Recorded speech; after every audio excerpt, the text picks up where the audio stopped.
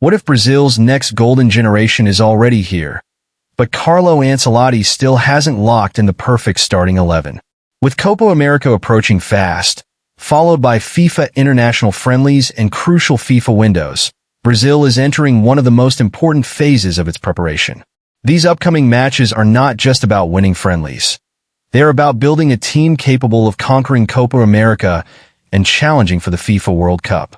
Instead of constantly experimenting with different lineups every match, Carlo Ancelotti now faces a huge decision.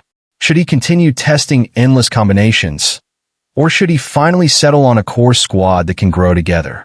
In today's video, we're going to look at what could be Brazil's strongest starting 11 for the future and why creating chemistry now could be the biggest key to success.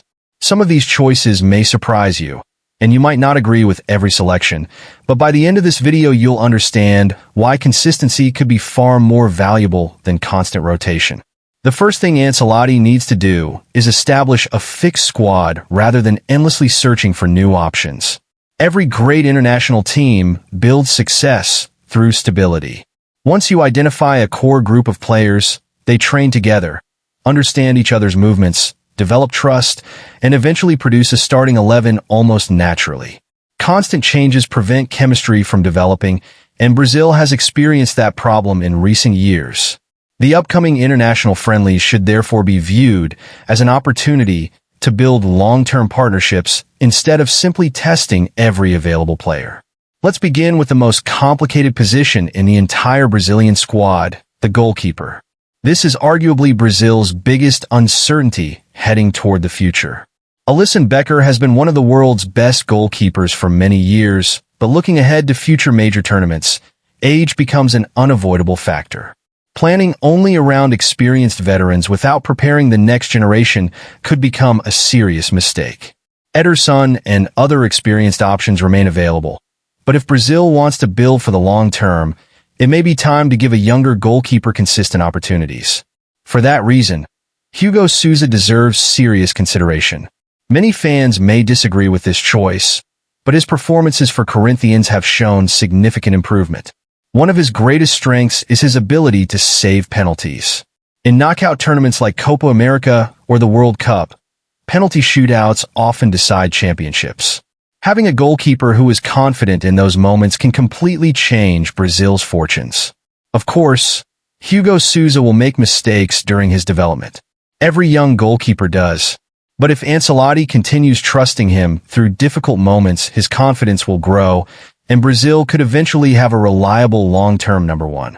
Instead of changing goalkeepers after every poor performance, Brazil should invest in building one for the future. Moving to the fullback positions, this is another area where Brazil still lacks complete stability. For years, Brazil was famous for producing world-class attacking fullbacks, but recently that tradition has become less consistent. Fixing both the left-back and right-back positions should be one of Ancelotti's highest priorities. At left-back, Brazil has several interesting candidates including Carlos Augusto, Abner Vinicius, Caio Henrique, Keke Bruno, Douglas Santos, and others. Every player brings different qualities, but if one player deserves to become the first-choice option right now, it should be Abner Vinicius. His performances have shown excellent balance between attack and defense. He overlaps effectively, supports the wingers, and consistently provides width on the left side. Some supporters prefer Keke Bruno because of his exciting attacking style and even compare him to Marcelo. However, despite his technical quality, physical limitations could become a concern against stronger international opponents, especially during aerial duels. Abner Vinicius appears to offer a more complete package for Brazil's future. On the right side, Wesley França should become Brazil's first-choice right-back. His energy, pace, and attacking runs have been extremely impressive. He constantly supports the right wing, creates overloads, and gives Brazil another attacking outlet. Defensively, he still has room for improvement, but that will come with experience. Behind him, Vanderson remains an excellent backup option capable of stepping into the team whenever necessary. The central defense also requires long-term planning rather than short-term thinking. Gabriel Magalhães has established himself as one of Brazil's defensive leaders.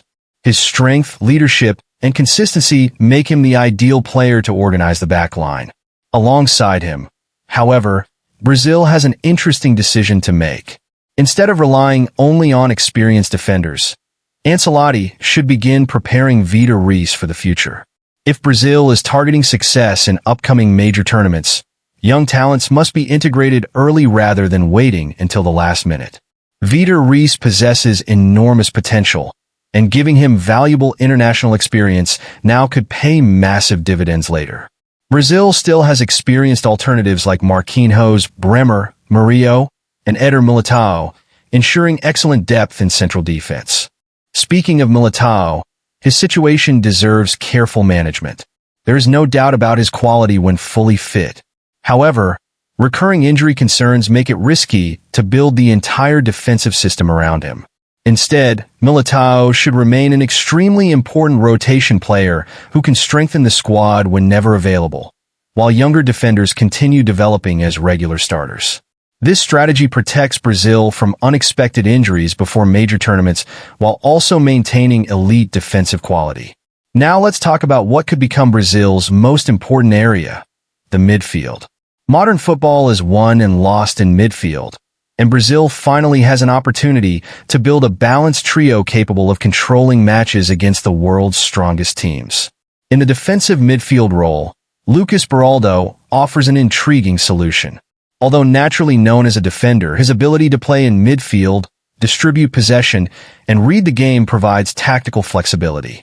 Alongside him, Bruno Guimarães remains one of Brazil's most complete midfielders. His passing range, defensive work rate, and leadership make him almost impossible to leave out of the starting 11. Further forward, Matheus Pereira deserves an extended opportunity as the attacking midfielder.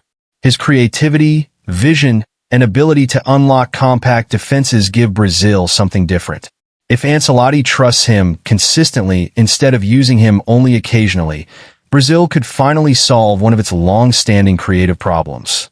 Building understanding between these three midfielders through regular matches could transform Brazil into a far more organized and controlled team. Moving into attack, there should be very little debate regarding the left wing. Vinicius Junior remains Brazil's biggest attacking superstar. His speed, dribbling ability, creativity, and goal-scoring threat make him one of the world's most dangerous players. The team should continue being built around his strengths. On the right wing, Estevao Willian represents the future of Brazilian football. Despite his young age, his confidence, technical brilliance, and fearless style suggest that he is ready for bigger responsibilities. Giving him consistent international minutes now could accelerate his development into one of Brazil's next global superstars. As the central striker, Joao Pedro appears to be an excellent option. His intelligent movement, technical quality, ability to link up play, and finishing provide balance to Brazil's front three. With Vinicius creating danger from the left and Estevao stretching defenses from the right, Joao Pedro has every opportunity to become the focal point of Brazil's attack. Ultimately, the biggest message is not simply about selecting 11 talented players. It is about building continuity. Even the strongest lineup will not immediately produce perfect football. The first few matches may include mistakes, inconsistent performances, and disappointing results. But if Ancelotti keeps changing players after every game, the team will never develop the chemistry required to compete for major trophies. Instead, Brazil should commit to a core group of players and allow them to grow together over 5, 10, or even more international matches. As familiarity increases, communication improves, confidence grows, and partnerships naturally develop. That unity often becomes the difference between talented teams that fail and championship-winning teams that succeed. This proposed lineup may not be perfect, and every supporter will have different opinions. Some fans may want different defenders. Others may prefer another goalkeeper or striker. That's the beauty of football. Everyone has their own vision. But one thing is becoming increasingly clear. Brazil needs stability more than endless experimentation. If Carlo Ancelotti can identify his core squad now and continue trusting those players, Brazil will enter Copa America and future World Cup campaigns as a far more organized, confident, and dangerous team. Now it's your turn. Do you agree with the starting 11? Which players would you remove? And who deserves a place in the squad?